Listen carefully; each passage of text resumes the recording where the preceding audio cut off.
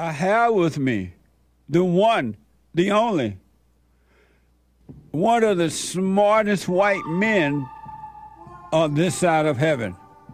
Bill Lockwood is here, our friend of the organization and everything. And Bill Lockwood is a writer, a radio host for American Liberty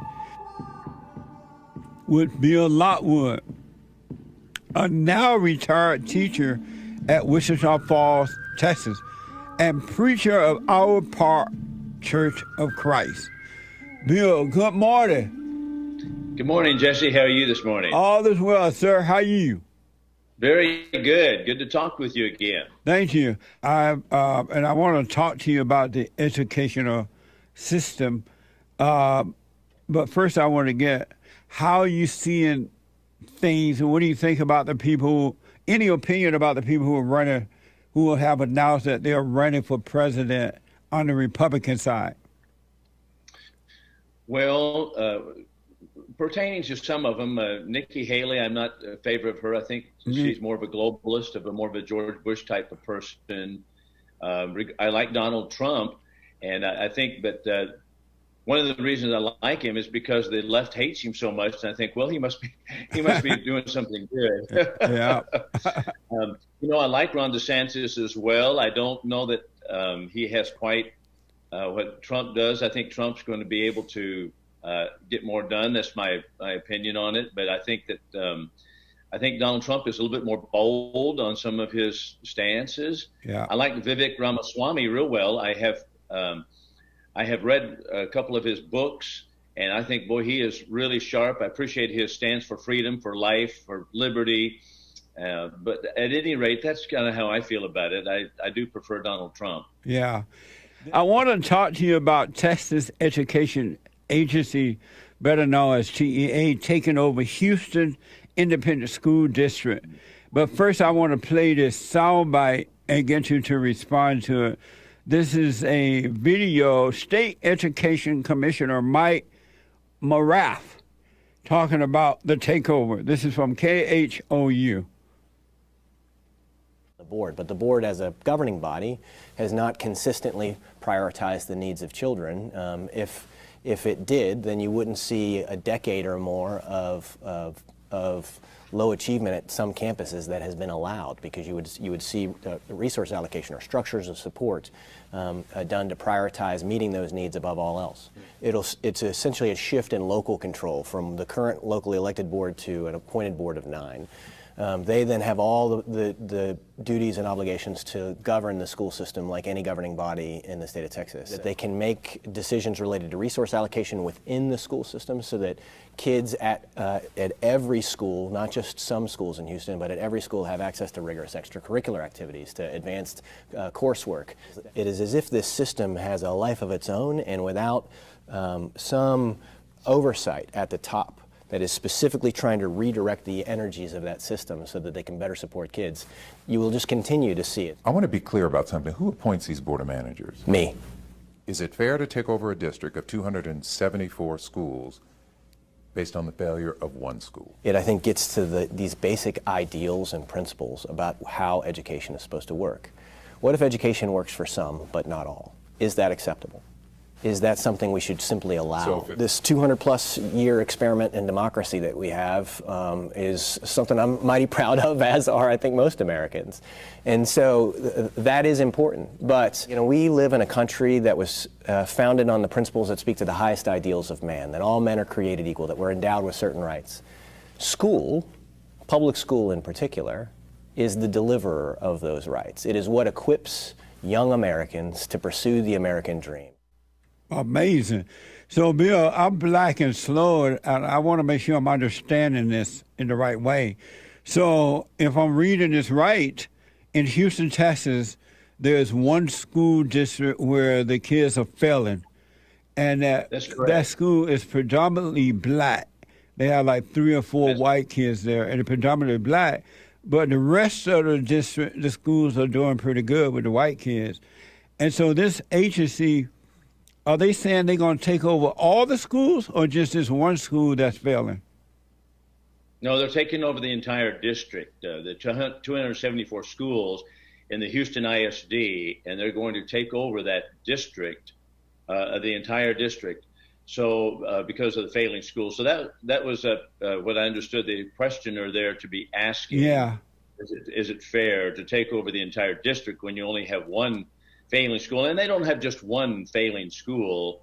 They have a couple of schools that were mentioned in an article, not only the Wheaton High School, but another high school as well.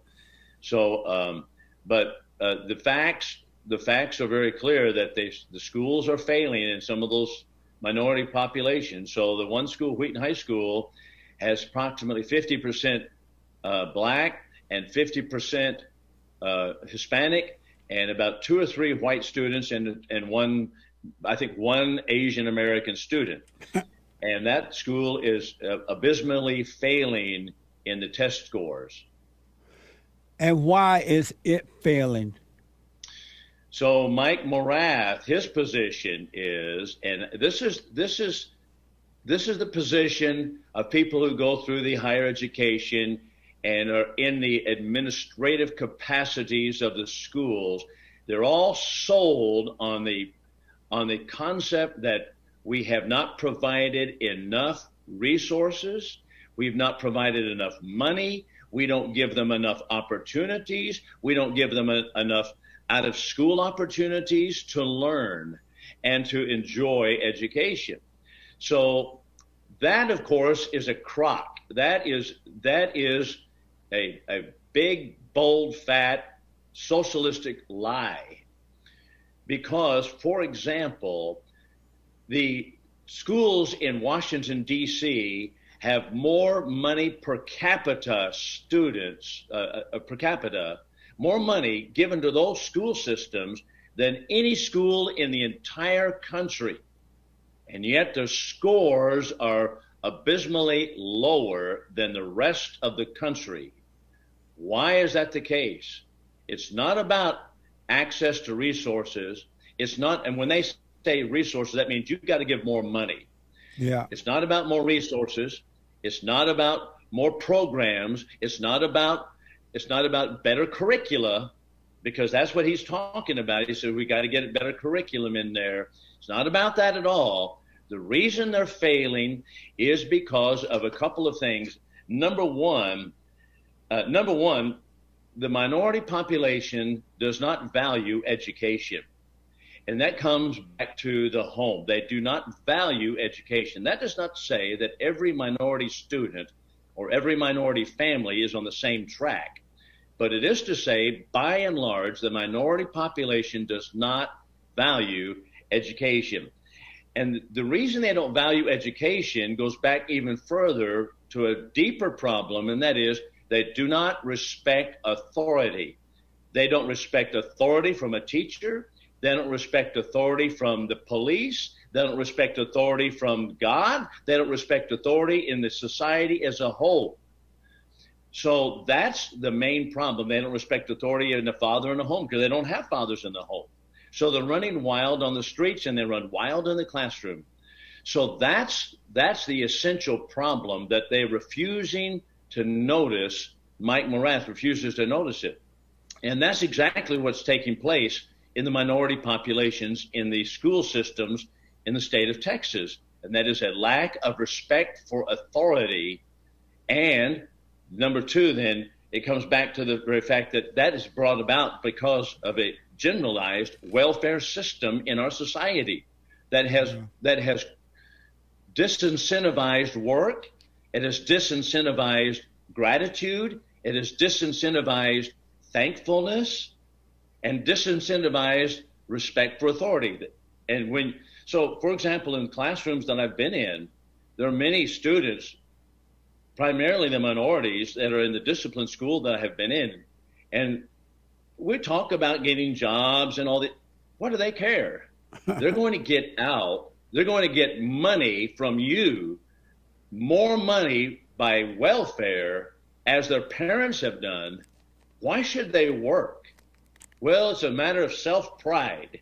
And I tell you what, if it was a matter of survival, they would. Yeah, But yeah. we're past that, see. So the welfare system has destroyed the work ethic and it destroyed lack of authority, respect for authority. And that's what Mike Morath refuses to acknowledge here. And he thinks it's a lack of resources, we're going to take it over and that kind of thing. No, that's not going to do it. That's not going to be. Matter of fact, here's something else interesting to think about while I'm preaching on it. LBJ back in 1963 or 4 said, okay, we've got to have a welfare system. Particularly, he was talking about the black population, because he said that they have been so far not recognized and not given a leg up, and they're not given advantages, and so we can't put them on the. His wording was, you can't put them on the starting block of a race and expect them to do as good as the white man when they have been so disadvantaged through history. All right, that was in 64. Mike Morath just said the same thing right here. So we've been doing it from 1964. We've been pouring money, billions of dollars of welfare in the welfare system, educational welfare, educational advantages into the same minority populations, and he still says the same thing. They just are disadvantaged, and they don't have advantage enough.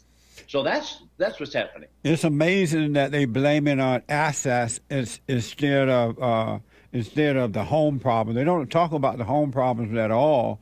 No. And the reason they don't, because they don't want the blacks to have families. They don't want the fathers in the home, because they need the blacks to be out of control like this so they can use them to usher in socialism, to get more money and power. That's why they don't talk perceived power, but that's why they don't talk about the real problem.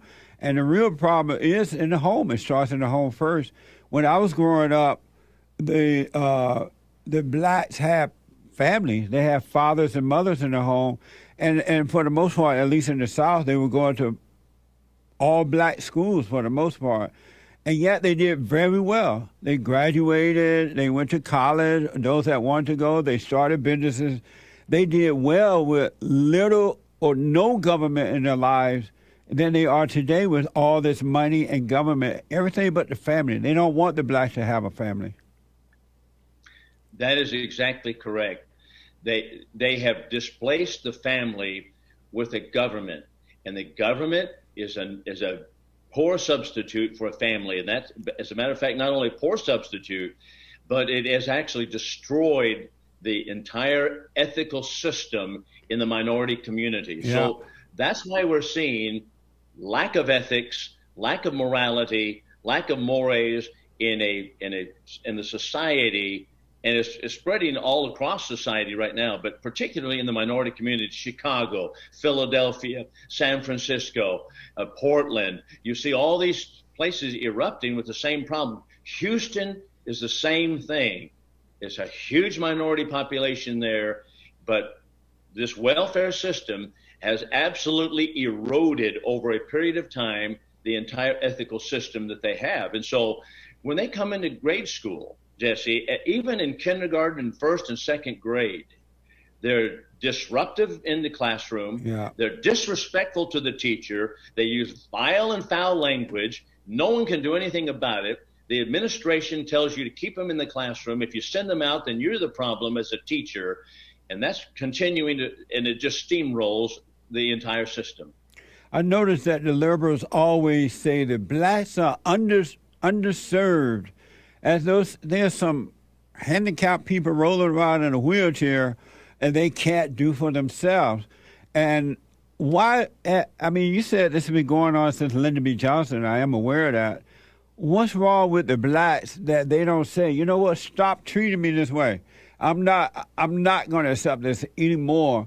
If you can do it, I can do it. Why do they go from generation to generation? And I think I know the answer as I'm asking. And they see that their children are falling apart. Nothing is getting better.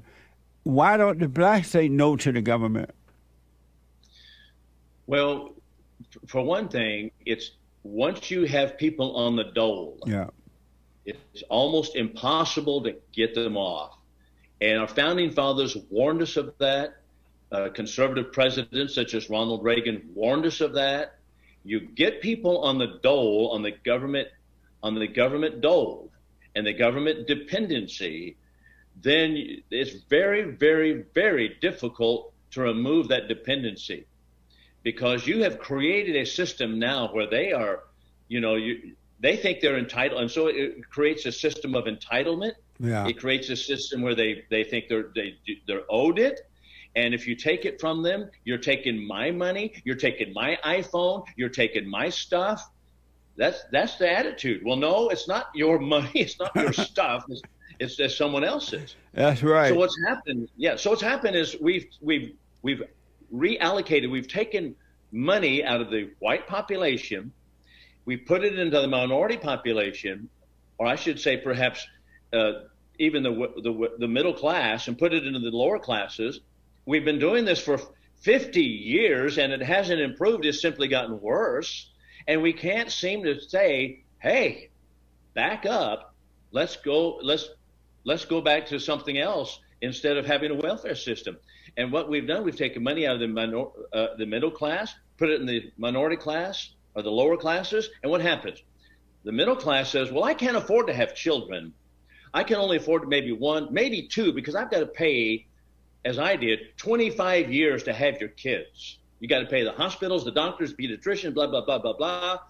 But I'm paying my tax money, and I'm watching my high school kids, the minority kids, come in, and they have all children. They're 16, 15-year-olds having children. Their children having children. I'm paying for that. What incentive do they have not to have another child? Yeah. They just have another one. They get another government check. And so now you've got another generation of kids who don't have fathers. They don't have discipline. They come into the classroom. They're disrespectful, disruptive. They're vile. They're filthy about their talk, their language.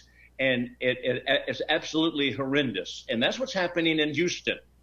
And Mike Morath knows that. I think he must instinctively know that. Yes. But there's just they're in the educational system. They say, no, you can't go there.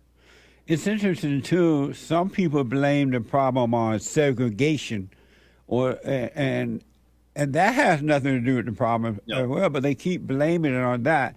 They blame it on everything but the individual. I want to know: do these school takeovers actually work? Do they ever work when they take over like this?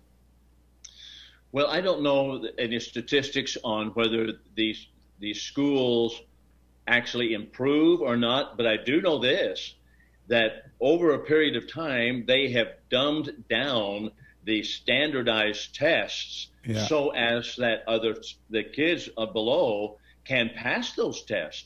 They've dumbed it down, Jesse, so much so that you can look at a curriculum for the Dallas public schools in 1940, and even the Bible curriculum. Yeah, I said people are going to be shocked. Yeah, the Bible curriculum was more challenging than even we have in the churches today. So the same thing is the case regarding the curriculum, the entire curricula, because at that time that was a tough educational system. But we have now backed up so much, we've dumbed it down, and they can't pass the tests. We push them on anyway because they've got to have a social advancement. They got to go stay with their friends. You can't keep them back in third grade when the rest of the friends are going to fourth grade. So we push them on. They get into junior high. They don't know the phonics. They don't know how to pronounce words. Now we have a huge minority population coming in south of the border, and same thing is going on with that in the Hispanic population. Same thing. You have, maybe not to the same degree, but you have exactly the same basic problem, and that is they don't have respect for authority. Many of them don't. They don't have the basic ingredients to teach it, to learn. They don't teach them at home.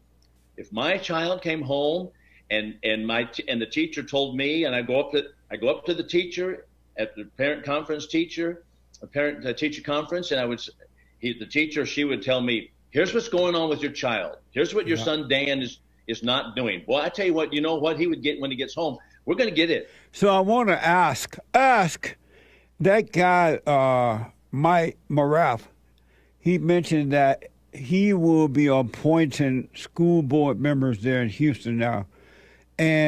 But prior to that, him doing that, the school board members, were they voted in by the parents or were they voted in by someone that was running the school already?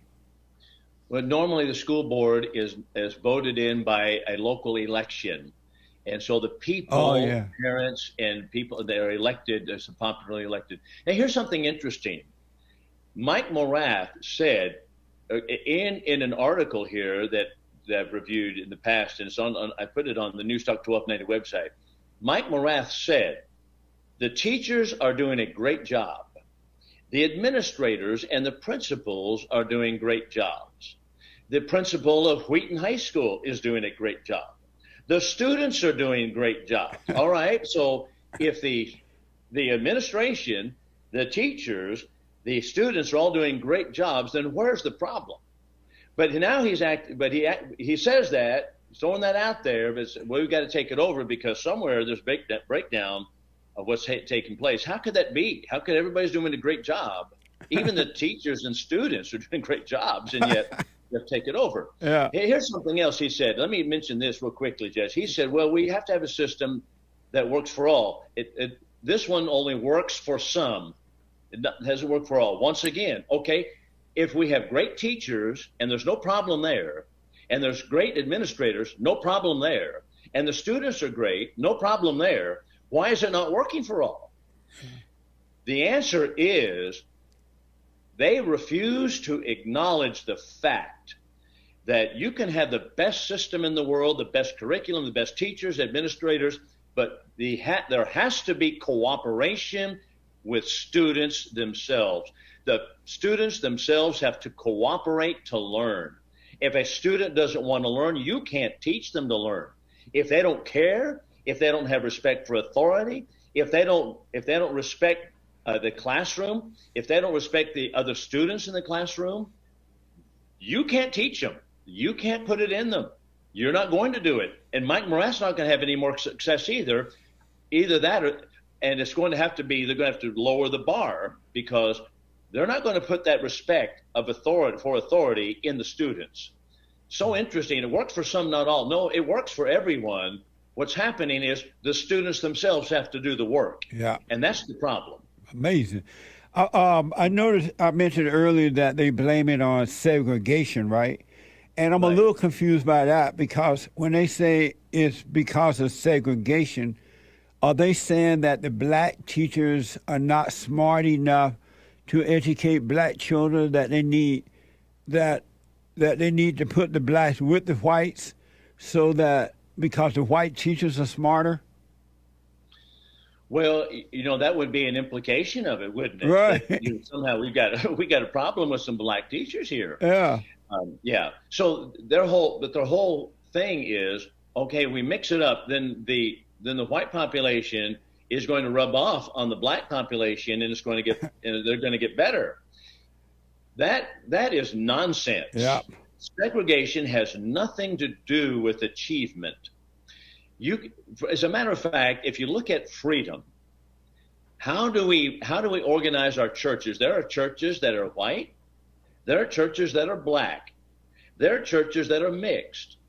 We don't force churches to worship together. If they want to, that's great. I'm all for that. Right. I worshiped in a congregation that was a mixed congregation. I always have. But there are many churches that are black churches. I worshiped at a black church in Marshall, Texas. I was the only white man there. I was the only white man there. But they were great. They were my brothers in Christ and sisters in Christ, and they were wonderful people.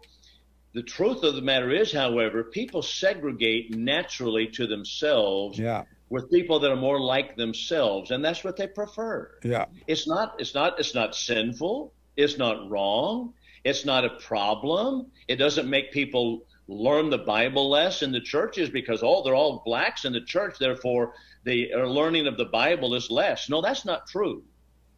And it's the same thing in the educational system. They don't not learn because of the segregation of a society. Amazing. I want to go back to the school board members' placement. So now that the people cannot vote, will not be able to vote for the school board members, and the government put in the people that they want to represent the school board, that means that that's just more takeover from the government, and the people are going to have less to say, right? Exactly. That's been going on since Jimmy Carter's period, when, because we've taken everything to Washington, D.C., and so the National Education Association established, I believe it was during the Carter administration, so we took it to Washington, D.C., but people who are a little bit savvy on the Constitution recognize that's completely unconstitutional, that there is no business for the federal government to take over education at all. So during that period, the government took it over. The liberal ideas are trickling down all from NEA through the Texas Education Association in the state of Texas, and every state is like the similar results.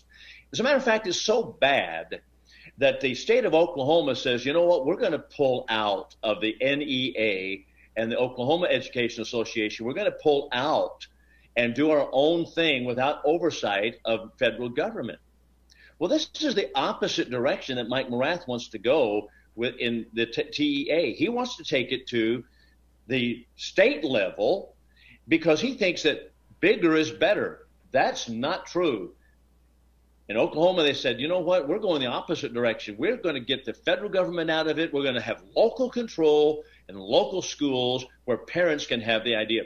The truth of the matter is that many administrators are on the liberal side of the political spectrum, and they believe that the children belong to the state and that they are state dependents, and therefore we are the ones that are responsible for them, and they belong to us. That's what many administrators believe. They don't believe they belong to the parents. Kamala Harris thinks. Hillary Clinton thinks. Obama says these children belong to us. They're all about. They're our heritage. Yeah. No, they're not. They don't belong to you. They belong to the parents. So it seemed as though it's top-down control instead of bottom-up control. Because Correct. That's amazing to me that this is happening, and it seems to be happening so easily without a real fight against it. It's just happening. Right.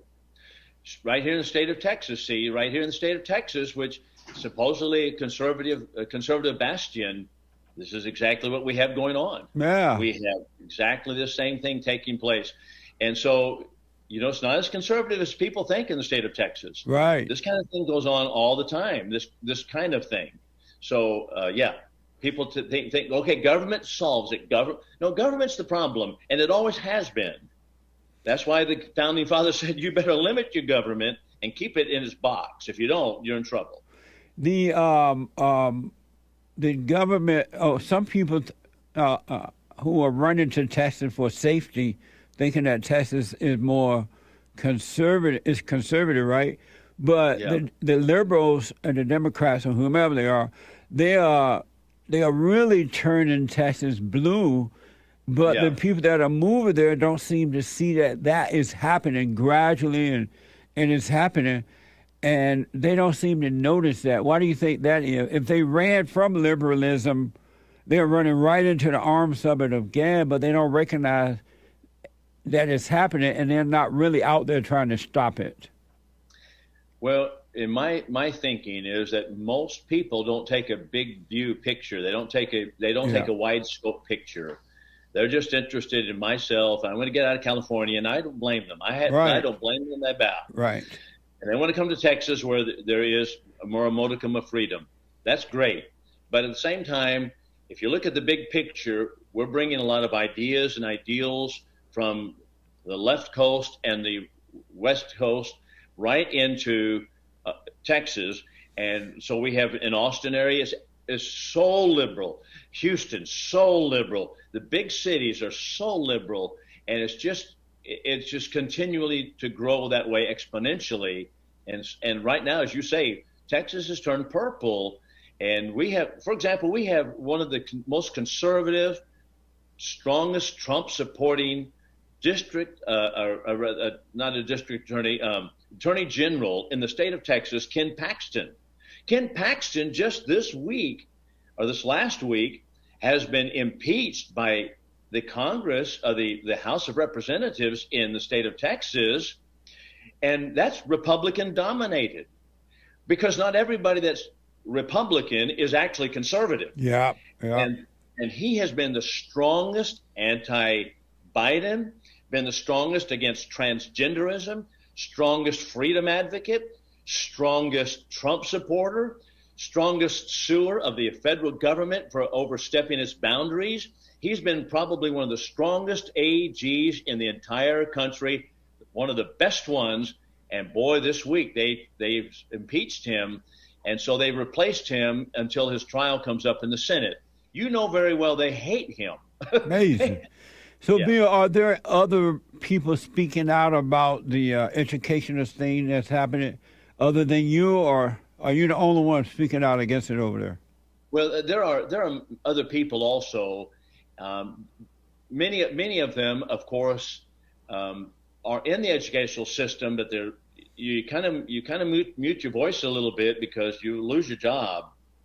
But there are many other people that are very conservative speaking out. I have some good friends around the state who are very, very strong supporters of conservative values and principles of freedom, who speak out against the socialism in the schools. And so there's no hope for the country, right? It's kind of over. Well, you know what? It's looking more and more that way. Now, I know that the presidential candidates, and they're going to be taking me to issue right now, but I'd be happy for Ron DeSantis to get on here with me and tell me why we're going to pull this out.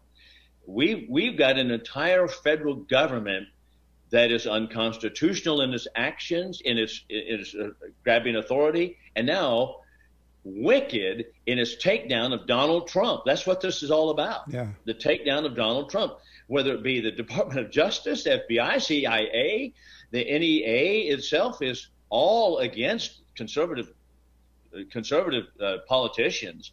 It's absolutely out of control. And how are we going to turn that around? Well, I don't know. I don't know. I just say, we need to withdraw from the union. Basically, I said we need to actually go our own, because if you don't, they're gonna keep pushing you down that track. So that's my thought on it. I don't, and I could be wrong. I can totally be wrong. I'm for Donald Trump as well, the Great White Hope. I don't see Ron DeSantis being able to. He's nice, nice guy, but he doing pretty well there in Florida. He's doing good there, even though that's kind of changing too a little bit.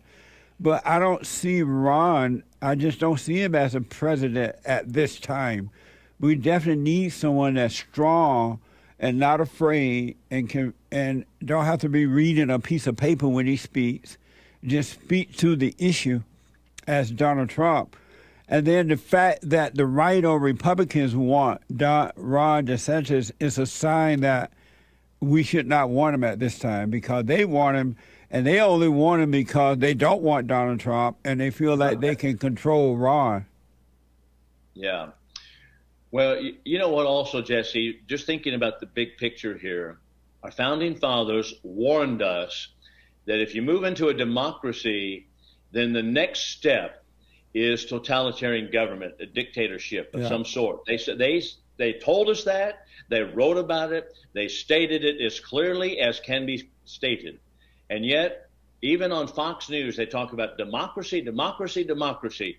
Everybody believes we're in a democracy. It was never set up as a democracy. They warned us against a democracy. They told us if you get a democracy, the next step is totalitarian government. Communism, that's the next step.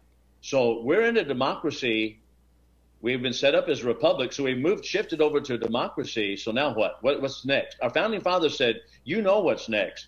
The history of the world tells you what's next. Why would you think there's anything different here in America? Amazing. I was thinking then, we're about to run out of time here, but I was thinking this morning as I think about this stuff, that over the weekend or yesterday, there was a shooting. People walking around the beach there somewhere, Broadwalk or whatever, down in Florida. Right. And a group of blacks, according to the report, start shooting one another, and everybody had to run for hiding. And I was thinking, they defunded the police. They took the police out. That doesn't even make logical sense, right? They took the police out, and now they say they want the citizens to put on little jackets and walk around like they're the police, but they can do nothing. but they defunded the police, and now the blacks are running around shooting everybody, putting other people's lives at risk, and nobody seemed to care about that. It's socialism. I don't know any other word to put. It is socialism. It's socialism to create chaos. Yeah. And chaos brings a heavy-handed authoritarian government from the top. I want to say one more thing about the schools, and there's something else here that maybe we need to notice in the state of Texas, and that is in 2013, sponsored by Democrats in the Texas Congress, they voted to remove the police from the school system entirely. Yeah. So it used to be that the police officers were in the schoolhouses and they would issue tickets for foul language. They would issue tickets for disruptive behavior. They'd issue tickets for violence in the schools or destruction of property. Today, from 2013, sponsored by Democrats, as well as what is called the Texas Appleseed Project, which is a completely liberal, socialistic ideal organization. They have taken that out. They've put it in legislation that police cannot do anything in the school unless there's someone's life in danger, someone's threatened personally. Like if you're being beaten up or I'm being beaten up or a danger to a teacher or something like that, then only then when there's bodily harm. So they removed the police. So now all discipline is left to the school administrators and the teachers. So what happens in disruptive classrooms? Well, this disruption takes place all the time. What happens when the students tell you F you right there in the classroom? And all the kids are laughing at it. Yeah. Can you do anything about it? No, you can't. You can't do anything. Well, they say, you know what? I'm going to put my head down and go to sleep. What are you going to do about it? Well, they blame the teacher for not being interesting enough. It's ridiculous. And you can't call the police in. You can't and you send someone to the office. They send them back, say that's your problem. So the administration is all about that's your classroom problem. You take care of it in your classroom. We're not having that up here so I've seen kids go to the office. They destroy the office. I've seen one girl absolutely destroy the principal's office by resource officers standing there saying, I dare you to touch me. I dare you to touch me. And she is destroying everything on the desk, the pictures and everything, and the principal had just wiping it out. And no one's doing anything. You can't touch them. And this is what Texas Appleseed Project wants. They said, you've got to take care of it. No police officers, can't touch them. Amazing. Your website, again, Bill, whatever you want to put out there. Yeah, the website is American Liberty with Bill Lockwood, but the radio show is Patriotic Pulpit, Amazon Music app, as well as the Spotify app. Amazing. Bill Lockwood. Bill, I want the folks to support your work, too, and what you're doing, because you're definitely putting the truth out there that's really needed. And so I want the folks to support you in what you're doing. Well, thank you so much for that, Jesse. Appreciate you so much. Absolutely. Thank you so much, Bill Lockwood. Check him out. Amazing. Thank you, Bill. Okay, appreciate it, Jesse. We'll see you next month. All right.